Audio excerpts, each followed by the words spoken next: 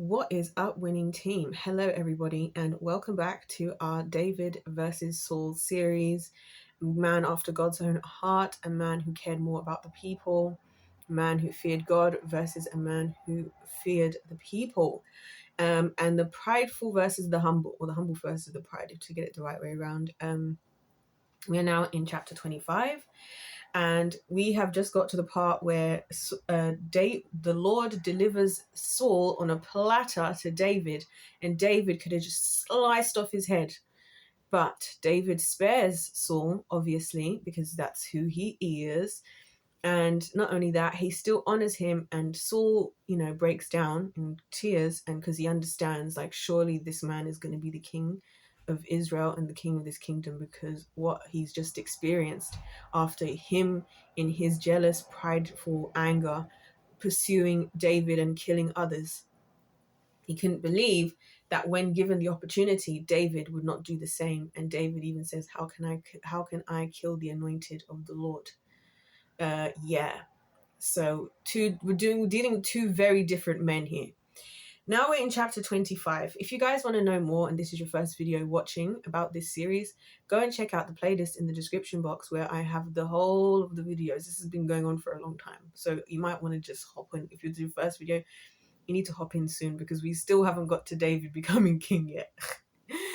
But now in verse 25, so at the start of verse 25, Samuel died. That's where we finished off. So I'll just start there, and we'll see what happens next. Now Samuel died, and all Israel assembled and mourned for him, and they buried him in his house at Ramah. When David rose and went down to the wilderness of Paran, and there was a man in Maon whose business was in Carmel, the man was very rich. He had 3,000 sheep and 3,000 goats. That's a lot of sheep and goats. He was shearing his sheep in Carmel. Now the name of the man was Nabal, and the name of his wife was Abigail. The woman was discerning and beautiful, but the man was harsh and badly behaved. He was a Calebite. David heard in the wilderness that Nabal was shearing his sheep, so David sent 10 young men, and David said to the young men, "Go up to Carmel and go to Nabal and greet him in my name. And thus you shall greet him, peace be to you, and peace be to your house, and peace be to all you have. I hear that you have been shearers.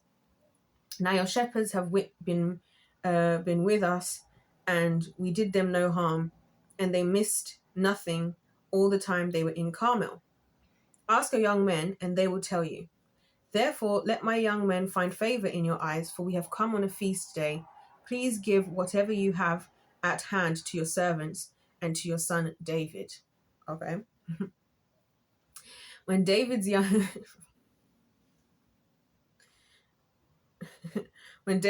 men came, they said all this to Nabal in the name of David, and they waited. And Nabal answered David's servants, "Who is David? Who is this, the son of Jesse? There are many servants these days who are breaking away from their masters. Shall I take my bread and my water and my meat that I have killed for my shearers and give it to men who'd come from I don't know where?" So David's young men turned away and came back and told him all this. And David said to his men, "Every man strap on his sword," and every man of them strapped on his sword. David also strapped on his sword, and about 400 men went up after David, while 200 remained with the baggage. But one of the young men told Abigail, Nabal's wife, "Behold, David sent messengers out of the wilderness to greet our master," and he railed at them. Yet the men, it sounds like this is getting a bit cheeky, we're not gonna lie. Yet the men were very good to us, and we suffered no harm, and we did not miss anything when we were in the fields, as long as we went with them. They were a wall to us both by night and by day, all the while we were with them keeping the sheep. Now therefore know this, consider what you should do. For harm is determined against our master and against all his house, and he is such a worthless man that one cannot speak." Then Abigail made haste and took 200 loaves and 2 skins of wine and 5 sheep already prepared and 5 seahs of parched grain and 100 clusters of raisins and 200 cakes of figs, and laid them on donkeys. "Damn, girl." And she said to her young men, "Go on, before me. Behold, I come after you." And she did not tell her husband Nabal. And as she rode on the donkey and came down under cover of the mountain, behold, David and his men came down towards her, and she met them. Now David had said, surely in vain I have guarded all that this fellow has in the wilderness, so that nothing was missed of all that belonged to him, and he has returned me evil for good. God, do so to the enemies of David and more also, if by morning I leave so much as one male of all who belong to him. Is he saying he's gonna kill him? Damn. When Abigail saw David, she hurried and got down from the donkey and fell before David on her face and bowed to the ground. She fell at his feet and said, on me alone, my lord, be the guilt. Please let your servant speak in your ears and hear the words of your servant. Let not my lord regard his worthless fellow Nabal, for as his name is, so is he. So, Nabal means fool. This is what I'm saying. This is what I'm saying. This is what I'm saying, guys. The foolish versus the wise, the humble versus the proud. It's like, you know what I'm saying? Oh gosh, where are we? But I, your servant, did not see the young men of my lord whom you sent. Now then, my lord, as the Lord lives and as your soul lives, because the Lord has restrained you from blood guilt and from saving with your own hand, now then let your enemies and those who seek to do evil to my lord be as Nabal. And now let this present that your servant has brought to my lord be given to the young men who follow my lord. Please forgive the trespass of your servant. So she's trying to get out of there, it seems like. She's trying to get out of there because of how Nabal treated them, because as from what I'm understanding, they were helping to protect his, or they helped to protect, or they just didn't retaliate to this Nabal character, which means fool. That's so funny. For the Lord will certainly make my Lord a sure house, as my Lord is fighting the battles of the Lord, and evil shall not be found in you so long as you live. If men rise up to pursue you and seek your life, the life of my Lord shall be bound in the bundle of living in the care of the Lord your God, and lives the lives of your enemies. He shall sling out as from the hollow of a sling. And when the Lord has done to my Lord according to all the good that he has spoken concerning you, and has appointed you prince over Israel, my Lord shall have no cause of grief or pangs of conscience for having shed blood without cause, or for my Lord working salvation himself. And when the Lord has dealt well with my Lord, then remember your servant. So it looks like homegirl is trying to get out of there. It looks like she's trying to get in the good books, because she pulled out the whole damn everything except the kitchen sink to come to these guys, right, to feed them. Which again, it pays to be hospitable. It pays to be nice in life. This is what I'm saying. This is why I feel like it's not worth getting caught up in like bitterness and anger and pride and jealousy, because it's just an ugly energy to be around. What I've come to realize recently is I always thought I was a miserable person, right? I realized I'm not actually miserable, and I'm not even a loner just for the sake of it. It's just because I'm actually quite a happy person, and I just don't like to be around people that are just killing the vibe. You know what I mean? And a lot of things in my life have progressed as a result of just being a nice person to be around, being hospitable, being, you know what I'm saying? A lot of things in my life have happened just as a result of that alone, and favors that I did for people throughout the years. I can then cash in my own favors when the time comes. Like, for example, as I said to you guys about me and this music thing, I've got a producer I'm not paying a penny for, even though I've offered. I just like to say, really tried to offer.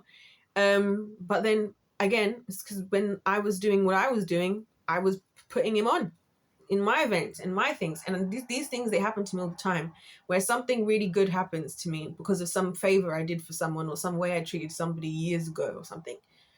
And all of a sudden, and they rise to the occasion, they're like, oh yeah, no, I remember you did this or this, and I've even forgotten myself.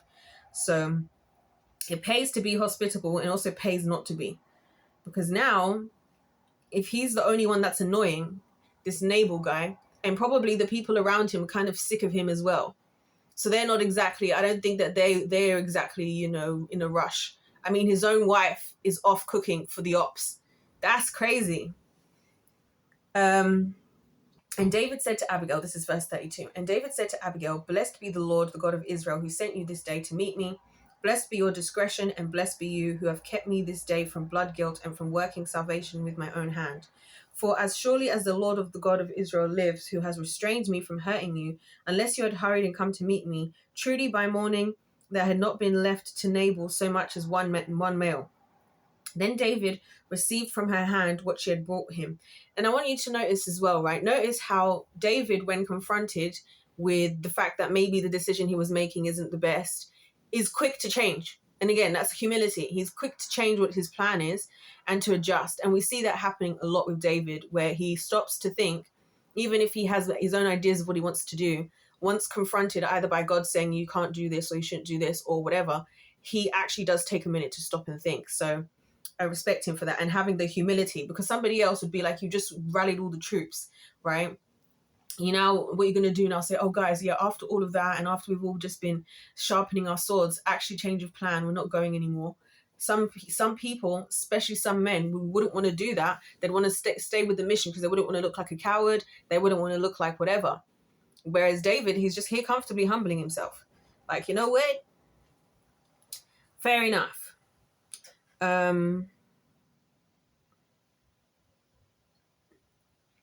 Then David received from her hand what she brought him, and he said to her, go up in peace to your house. See, I have obeyed your voice, and I have granted your petition. And Abigail came to Nabal, and behold, he was holding a feast in his house like the feast of a king. And Nabal's heart was merry within him, for he was very drunk. So she told him nothing at all until the morning light. In the morning, when the wine had gone out of Nabal, his wife told him these things, and his heart died within him, and he became as stone. And about 10 days later, the Lord struck Nabal, and he died. Jesus Christos. This is what I'm saying. You don't mess with the Lord. You don't mess with the Lord, because the Lord will retaliate on your behalf. This is what I'm trying to say. You don't mess with the chosen ones of the Lord, because the Lord will retaliate on your behalf. Jesus. Damn. When David heard that Nabal was dead, he said, blessed be the Lord who has avenged the insult I received at the hand of Nabal and has kept back his servant from wrongdoing. You see, and again, because David actually has humility, even though he kind of had a right to do what he was going to do, but he changed his mind, God didn't then just ignore justice. And this is the thing I don't think people understand about God, is that God is a God of justice, and he is watching. So vengeance is his. So yeah, David, and look, now David also doesn't have to have the blood of this man on his hands either. So it's a win-win. This is truly the winning team. It's a win-win. Nabal's done, and God still avenges David anyway. David doesn't have to get his hands dirty. David has kept himself, his character. So the only person here who took the L, as I say to you guys, it's the losers are the only ones who ever lose in the long haul. It's because you're winning in the first half, or you think you got away with something in the first half. They're the only ones who end up taking the L. So where are we?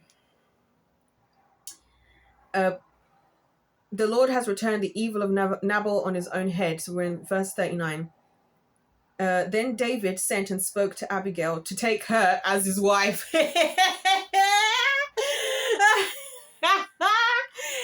This is what I'm talking about, because we all knew that why he was there in the first place, okay? We're talking about beautiful Abigail. Yeah, maybe that's why Nabal was acting the way he was. Maybe he was scared that he's going to be Mr. Steal Your Girl. Yeah, so, and now Nabal's out of it altogether. Then David sent and spoke to Abigail to take her as his wife. When the servants of David came to Abigail at Carmel, they said to her, David has sent us to you to take you to him as his wife. And she arose and bowed her face to the ground and said, behold, your handmaid is a servant to wash the feet of servants of my lord. And Abigail hurried and rose and mounted a donkey, and her 5 young women attended her. She followed the messengers of David and became his wife. David also took Ahinoam of Jezreel, and both of them became his wives. Saul had given Michal, his daughter, David's wife, to Palti, the son of Laish, who was of Galim. Oh, that is hilarious. I love David. Like, David, honestly, this is what I'm saying. You always end up taking the W as long as you stay the course of being the winner and not to behaving like the losers. you always take the W at the end of the day. In fact, he took 2 W's because he took 2 women. He took 2 women. And he was seeing her with him. And he was probably thinking... And then he just done it. He just did it. Nabal's out of the picture. Bro is dead. Didn't have to get his hands dirty. With that, now Abigail's free. I mean, she's looking like she needs a man. We can't leave her by herself. What else did we expect him to do? He had to do it. You know what I'm saying? Like, it didn't... So this is what I'm saying to you guys. It really is funny. This whole David Saul story arc thing and this whole story of David. I've never been that into the stories of David. So for me, this is the first time I'm like really getting stuck into the storyline. And honestly, this story is truly the gift that keeps on giving. So anyway, we're going to leave that there because that's enough of that. I'm having too much fun now and we need to calm down. But you see what I'm saying. Winners will always win. Winners will always win. And when you are with the Lord, you don't have to do the tactics of the world. You don't have to do the killing. You don't have to be jealous. You don't have to plot and scheme and gossip and all that. You don't have to work hard to sway the jury of the sheeple against somebody else. You just got to be you in the Lord. And winning is on its way to you. That's it. So yeah, this is hilarious. Yeah, we're going to leave that there, I think, because if life is a game, then let us play to win. God bless every single one of you guys watching this. And like I said, the whole playlist, it's in the description box below. So go head over to the description box. Go and find yourself there if you want to catch up with the other videos that we've done before this one. But yeah, other than that, what else is there left to say? Winners always going to win in the end. They're always going to win in the end. And now David is laughing into his kingship. Can you see that? Slowly but surely, he's going there. He's picking up women on the way now, all of a sudden. And he's going to be king. Obviously, he had to endure running from this wilderness to this wilderness. And who knows what's going to happen next, knowing Saul. But there you go. Anyways, on that note, if life is game was pay to win, God bless you all. God loves you. I love you. And I'll see you in the next one.